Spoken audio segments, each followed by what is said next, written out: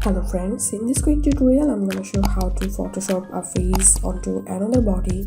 Right now I'm gonna put this face to another body. I'm selecting the face using lasso tool.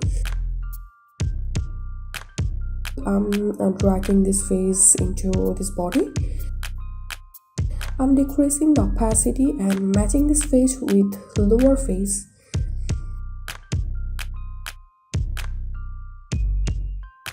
Make sure the eye, nose and lips are properly adjusted with lower image. It's perfect now.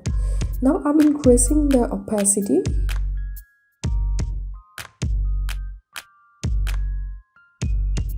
Making duplicate the body layer. Hide the lower layer and press Ctrl and click on face thumbnail. Select, modify, contract. I'm giving contract 15. And it depends on picture resolution. Hit enter. Hide face layer and select middle layer and press delete button to delete the original face. Unhide the new face and select face layer and middle layer. Go to edit, auto blend layers. Don't need to change anything here, just click on OK.